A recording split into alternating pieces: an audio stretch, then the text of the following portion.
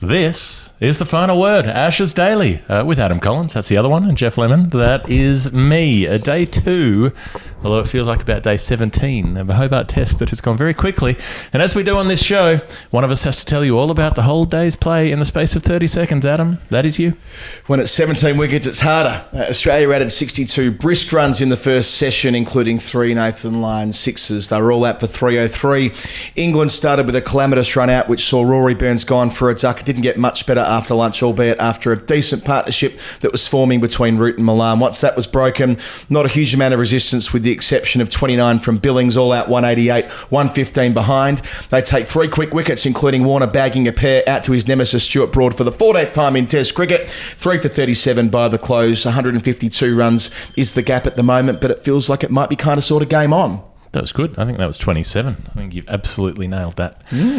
Like a race caller. Like a race caller. Day 2. It was day 2. It could have. It was night 2. It was day 2 and night 2. But this match, it goes in fast forward. It has careened in fast forward. It has been like the scene in Indiana Jones from the Temple of Doom when they get in the mining car that's going along the railway bit and it keeps flying through the place and people with swords are coming out and all kinds of business. I would like to say hello to Bernie and Hugh, who were walking past the ground when I was up on the balcony and they yelled 3 stories up saying, "Hey, we like your show." And I said, "Thank you. We will put you in it." So you're in it. I hope you're listening today. Hello, Bernie. Hello, Hugh. Weekend at Bernie's. What a time that would be.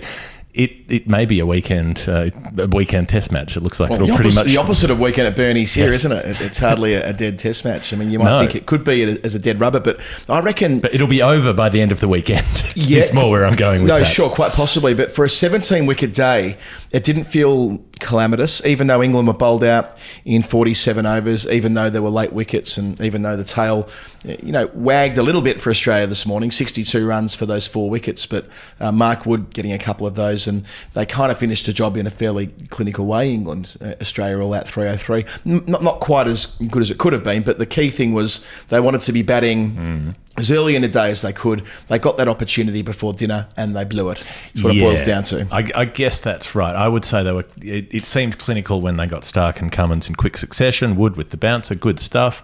Carries on with the tactic to Nathan Lyon. And look, other days it would have worked. But Lyon has 2 shots. They're the pull shot and the sweep shot. And if you bowl bounces to him, he will play the pull shot. And he did. He's never hit more than 1/6 in an innings before today. He hit 3, including one that was so big it literally went out of the ground, over the grandstand and rolled down Church Street. So it was quite a day for Nathan Lyon, it was the sweetest shot he's ever hit, I would say, in his Test career. Yeah, I'll add to that. I'll say that he hit, in the space of 10 deliveries in Test cricket, 4 sixes, because he obviously sealed it with a 6 at Sydney last week against Stuart Broad, and then he hit 3 in his first 9 balls today. So that one over the northeast stand that went onto Church Street was a massive bomb. I'm not sure whether they're on television measuring the length of the sixes right now. Probably not, because it's not a T20. But if they were, that's gone. That's gone 90 odd metres. Yeah, Russell Gilbert was on Church Street, and he was there to take the catch. He was waiting. And just to add to that, I think that you're right. Lyon's got 2 shots. One of them's a hook shot. But I love the fact that he's almost, I don't know, where's this come from? I'm not sure. But he's obviously made a decision to play with complete freedom down the list. I mean, I think it's quite interesting that it wasn't him who was the night watchman. It's as though they didn't want to burn Lyon, and the fact that he can score so quickly. We're jumping a long way forward here, but Scott Boland got given that job. Yes. So I know he's done that job here at Bellerive before, and we'll come to that in a little bit. Yes. But yes, I think ordinarily by default you'd send Lyon in, but they might need quick runs from him tomorrow at some point. Just a bit of food for thought there. Just to throw forward. Okay, I think that's fair, and I think honestly, if you were a normal England team, and the difference between conceding 260 or 300 wouldn't be a huge deal either way. You'd say, oh, well, they got a few more than we wanted. But here we are. The sun is shining. The weather is good. The pitch has eased off a bit. We've got a perfect opportunity for batting. And what will we do? We will call for a quick single, come a couple of steps down, stop, and then call our non-striker through, who will ground his bat but not dive, and who will be run out for a duck. I felt for Rory Burns because I thought he he was responding to Crawley's call, and he got done in by Crawley, and he had to, because he knew he was running to the danger end, but he didn't want to. He knew that if he sent Crawley back, Crawley was definitely going to get run out. And Burns thought if he went for it, he might just make it. And so he tried to save his partner, and in the end, he sacrificed himself. So I bet, eighth duck in Test cricket, but that's not one that was his fault. No, yeah, I tend to agree. I suppose the one thing is we don't get the reverse view. Like, why did Crawley hesitate? Was it on some cue that Burns was giving him? It's because he hit it straight to cover and ran. Well, no, I mean, it like, wasn't a single. But he called. But my point is, he called yes, and he was running, then he stopped. I mean, we don't really know what happened in that fraction of a second. And one other I thought point, he was watching the ball at that point. I thought Crawley was watching the ball and thought, "Bugger, I've made the wrong call here," and then had to. But go by that through point, with it's too late. We've all been there when you kind of been called through for a run that's a 50-50 proposition. But on that basis, I wouldn't have minded seeing him dive. He stretched, but he didn't dive, and I reckon that's one of those that when you're talking about, I don't know, 10 centimetres in it, or maybe not even that much. His bat was on the line. Right, yeah. Well, I was on commentary at the time, and I think with the first replay, they didn't kind of go through it a number of times because he was clearly short of his ground. But yeah, a dive would have got him there, but that'll only contribute to the desperate situation that Burns finds himself in, having been dropped after 2 test matches as the senior opener, brought back here and run out. I mean, it's a new and creative way to bring David Malan out at 1 for sod all again, as has been the case throughout the series. And to Malan's credit, along with Root either side of dinner, they did try and score at a pretty decent clip. They were turning the board over. They put on 49 in probably 60-odd balls. It was a really impressive partnership until Malan gets out, caught down the leg side for the second time in a row. Pat Cummins brings himself back from our end here, the broadcast end, and I mean, how often in the series have we seen Pat Cummins bring himself back into the attack and the game changes almost immediately? He's just got that knack at the moment. And all that chat before the series about, how can a fast bowler know when to bring themselves on? They'll overdo it. They'll bowl themselves too much. Well, the complete opposite with Cummins. He picks his moments, and invariably it pays off for Australia. He ends up with 4 for 45 today. Yep. And something related to all of those bits in terms of Australia's tail and Root and Malan, I threw this in my Guardian piece today. Australia's 8th wicket partnership across the series has been averaging 44. That is better than every partnership that England has except for Root and Malan. That's the second wicket partnership is the only one that's had a better average. And that's ugly. Yeah, really ugly. Yeah, I mean, and today you look through the partnerships after that 49, immediately it's a 3 and it's a 4. So the collapse is on. One of those wickets is Root, and he gets a great delivery from Cummins, who's got a head of steam by this stage. He'd already picked up Crawley before dinner, I should say, as well. So he's doing his thing. Stark's taking wickets. I mean, then there's this shot from Ben Stokes that I think, if we're going to drill down on why does England collapse today, there's probably no better place to look than that, because it's the ball before drinks. And look, that's not a huge thing. That's not necessarily the ball before lunch or before tea, but it's not nothing either. When you've got one ball to deal with before, you can kind of take a beat, reset and all the rest of it. And he chooses that ball to play a lavish cut shot off Stark and doesn't quite pick out Nathan Lyon at backward point, but Lyon does splendidly to dive away and catch it. He's done that a number of times for Australia over the years, a really experienced fielder in that position. And it's not as though Stokes wasn't at risk of doing that before. He wafted it 2 balls away outside the off stump from Stark bowling from the Church Street end in his previous 2 overs. And my thinking was that he was trying to do what Travis Head did yesterday in terms of that counter attack. And what Stokes did in Sydney. Yeah, and indeed what Stokes did at Sydney, I suppose that's right. But it just, when it doesn't come off, it looks bad. And today is an example of that. It's that good with the bad thing that if you praise it when it works, you can't sink the boot in when it doesn't work. But it was reaching a long way for a ball and it was spooning it up, and in the end that was an easy catch. And then Ollie Pope's one where he's not even driving at a wide ball, he just steps out to a wide ball and then pushes at it instead. It's like he sees the length isn't there to drive, but he just nudges instead. And it was a get out shot. Yeah. Lovely bowling from Boland, by the way, who hit the seam and it stood up, and everything that he does so well. But it was a get out shot from Pope. It should have been looking to leave that. But how often have we said that with Boland's dismissals through the series? There's 15 of them now. There should be 16 or 17 if not for the fact that he had a couple put down in the cordon. They should have been on a hat trick. They were both off. Yeah, you're right. They were both off Wokes. The first ball one though, the one that's put down by Warner, is perhaps the easiest first slip chance you'll see this year. The one, not bit of mitigation, but the one thing I'd say is that, this is the problem with the slips being so crowded. I mean, it goes straight to him, but he's probably anticipating that Carey goes in front of him there, because Carey has been going in front of him at balls on that kind of trajectory. Yeah. So, yeah, I reckon that, and with Khawaja... the second one is third slip coming across second slip when that wasn't necessary. That's right. So if the slips were a bit more staggered, I suppose, that second catch is more second slips, which traditionally it would be on that angle. So, I mean, that's the thing with Pat Cummins. I blame Pat Cummins as captain. He's lost the slip cordon. They don't respect him. They're not listening to him in the cordon. He's begging them to stand wider, and they won't do it. I think it's something they'll get sorted out soon, but you often see it when a new cordon comes together. And this isn't a completely new cordon, by the way, but obviously a new drummer in the band with Alex Carey only keeping in his first series, and that might be a bit of a knock-on effect from that. I suppose so, and it did shuffle things around a bit. Khawaja third slip, Marnus under the lid instead of Harris, etc. But yeah, it was basically welcome to Test cricket, Sam Billings. It's 80 for 5. Yeah. It's getting dark. The floodlights are coming up. Stark and Cummins are bowling. In your pop. Complete hiding to nothing stuff. I put this on Twitter at the time. Cummins is bowling the house down. The crowd are engaged. The lights are on. It's dark. The pink ball's hooping. And in walks Sam Billings. I think it was 85 for 5. He didn't take a catch in the first innings. Nearly pulled off a perler just before the end of Australia's first innings, running away and lying off the hook shot again. And it went wild in the air. So he had to sprint about 40 yards and then put in the full dive and couldn't quite reel it in. Had he pulled it off, we were joking that it would have been the best first catch ever or something like that. But, 29... But also not what you're expecting, where he didn't get one nice little nick behind the stumps. Alex Carey comes in his first test and gets fed 8 of them in an innings or whatever it was. Well, 8 in the match. And Billings doesn't get one of them. And then the one chance he does get is, all right, it's 40 metres up and 40 metres across. He made up for it with a great snaffle later.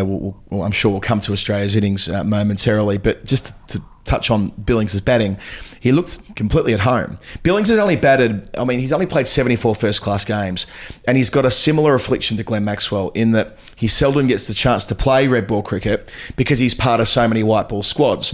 Doesn't mean he can't do it, again, in much the same vein as Maxwell. He's just starved of opportunities. Out of his 6 first-class tons, 3 of them were in a row in 2019, coming off the back of a shoulder reconstruction. So he's clearly a capable guy. He's been in the test squad a few times through the course of 2021. I'm not surprised at all to see him look at home. He didn't look frazzled keeping. He was energetic behind the stumps.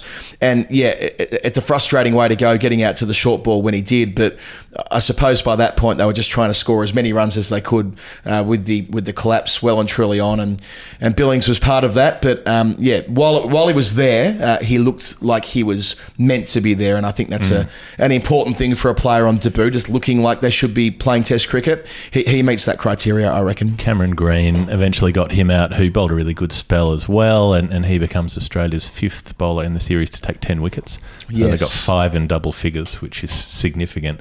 And Scott Boland, so when he had the catch dropped, he would have had 2 for 17 at that point, and that would have meant that his career Test average had gone up. With 2 for 17 in the bank. But also would have gone beneath. Now, I'm probably getting ahead of my Hall of Fame here. Okay. Actually, you know what? Let's not spend that money yet. Okay. You crack on. All right. So look, they run through the English lower order pretty quickly. Chris Wokes played an effective innings. He made 30 odd, but he got dropped first ball. Top scored with 36 innings. Got dropped a couple of overs after that, and then almost nicked so many. I think almost every run he scored was off the outside edge through the cordon. He wafted and missed it so many. He looked all at sea, but bless him, he at least managed to make a few runs. But it was he had a charmed existence for a little while out there, but it wasn't enough. It got to the point where the barracking was saying, we hope that England can make 200. Let's hope they can get that deficit down to 100 runs, and that would be a win. And they didn't even get that, all out 188. Yeah, and Broad didn't help the situation. That Twitter account is Stuart Broad batting. I had enough time to tweet them and say, yeah, Stuart is batting. And then Before Stuart he wasn't batting 4 balls later. Yeah. Who wanted nothing to do with Mitchell Stark. And probably fair enough. I mean, whatever. Yeah, Pink ball, under lights. I can see where he would have been thinking, let's get leg side and try and lay some bat on it and get some runs behind point. But in all probability, he wasn't going to hang around. And Mark Wood, he made 16, but he was the last man out. He slogged He was away also a bit. backing away, and you could hear that, Cummins hitting the stumps. It didn't even require commentary. It was such a nice moment. Yeah, and Robinson batted at 11, so his back had kept him out of where he would normally be a bit higher in the order. Then he came out and warmed up with intensity, and then didn't take the new ball, but did bowl a little bit later on. But I thought that was a bit odd as well. If you've got him warmed up and ready to go, put the ball in his hand while he can still bowl, because he's got this back spasm that can seize him. The whole thing about the communication around Robinson today was interesting, I thought. They said he had a back spasm which would preclude him bowling before dinner, but he might be right to field, didn't field, and then didn't bowl after dinner anyway. Sorry, they were all out regardless, but the way it was framed was that he'll be good to field, and then he'll have the chance to bowl later. They'd already taken those 4 wickets, but he wasn't on the field, so thus he wouldn't have been permitted to have bowled in the middle session. So, and also, how do you know that after one session a back spasm will... Well, exactly that, and the communication around injuries has been bizarre all series, as we mentioned last night. But the idea that everything would magically get better by the second session was strange. More likely that once they were off the field for a while and he had time to get some treatment and so on, he'd be able to come out and bowl, which he did a little bit. But he bowled well too. Yeah, I mean, he got the chance to bowl after England had 2 wickets, always helpful. David Warner didn't have a duck against England at home until yesterday. Now he's got 2 of them. The second time he's bagged an Ashes pair. He didn't have a pair till 2019 in his career, and now he's got 2 of them. Yeah, and having 2 Ashes pairs. No one's ever had 2 Ashes pairs for Australia before. Well, so another bit of history for Warner. Not a bit that he would necessarily like. A dreadful week for him, but I know that the usual suspects are out there saying, Warner's got to go. Warner's got to be sacked. And all. He's got to go to India. He's got to go to India. I mean, let's remember that Warner did rattle off 95 and 94 when the series when the series was there to be won. I fully acknowledge that he's fallen away, and that'll frustrate people. The average cricket supporter is Guy Pearce in Memento. It lasts about 30 seconds. They've got to tattoo it on their forearm. David Warner made 94 in Brisbane. Did he? I don't remember that. What a reference. I wonder how many people saw that flick. It's about 21 years old, I reckon. Memento came out in we should have a party for it. We should watch it. Yeah, 21st birthday for a great film. It is a great film. It's got Joe Pantoliano in it, doesn't it?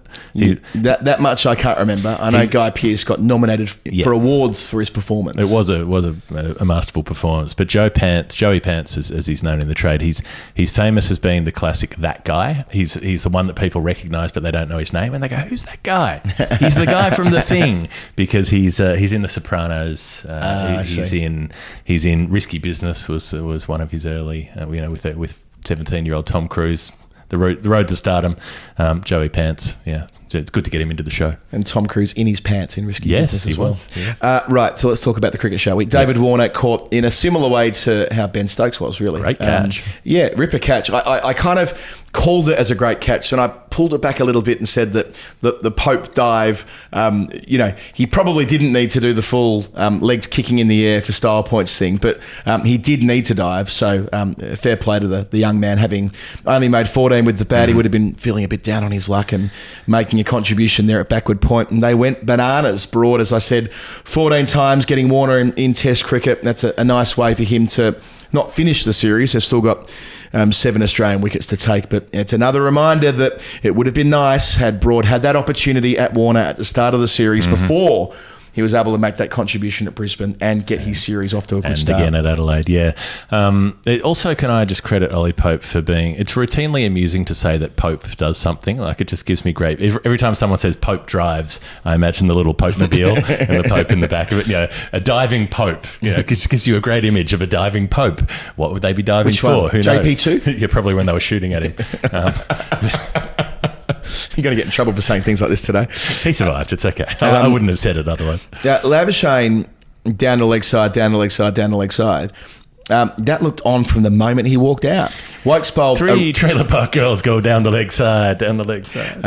Long-time listeners to the podcast won't be surprised to hear that. But Wokes had him... he had him squared up 3 times in his first over, and then it was in his second over, first ball of it, when Labuschagne, in order to mitigate that movement, went all the way across his stumps, opened up the leg side trap. There was obviously a man around the corner catching, but it was Billings taking his first catch in Test cricket, and they're never easy down there. Carey took a sharp one off Malam earlier in the day, and so nicely played again, Sam Billings. But again, often...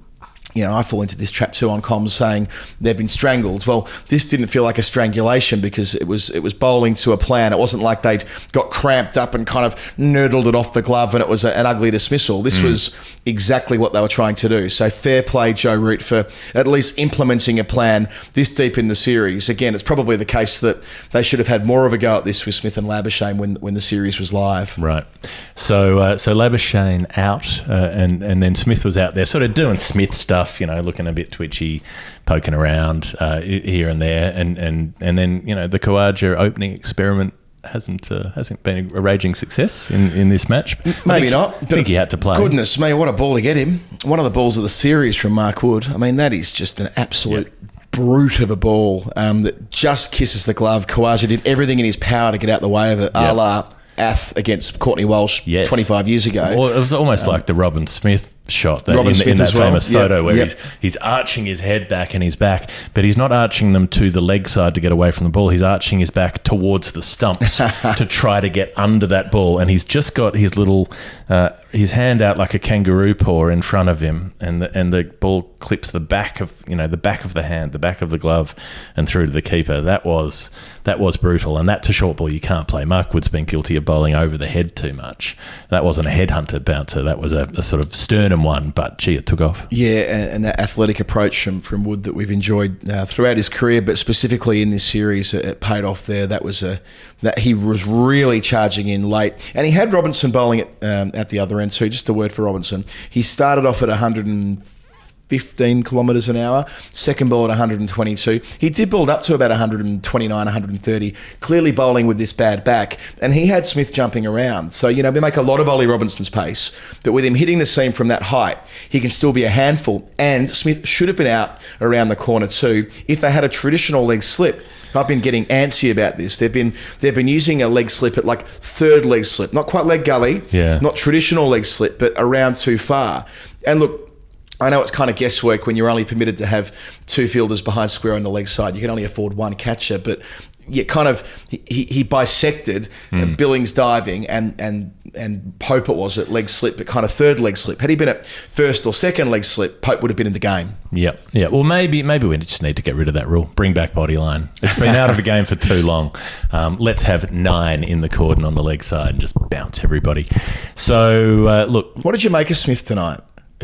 He doesn't look right. I do wonder... Averaging 31 in the series before tonight. And I know I don't want to be one of these early Crow people, but I do wonder... I don't feel outrageous in saying I think we've seen the peak of Smith and that's in the past, and that he's still a very good player, but he's not. Might make 1,500 runs this year with all his tests in Asia and make us look silly, but I was thinking exactly the same thing. I was thinking today, and this is not like, a character assessment. It's not us saying that he's a bad person, but he doesn't care about the baggy green. None of that, but I just wonder whether, yes, he was a quirky player. Well, he's always been a quirky player. But if you were to watch tape back as Smith in 17-18 or even 2019, but especially 2017-18, his last big summer here at home, I know we've talked about it a lot, but I want to know the extent to which he is now, I'm going to try and pick the right word here,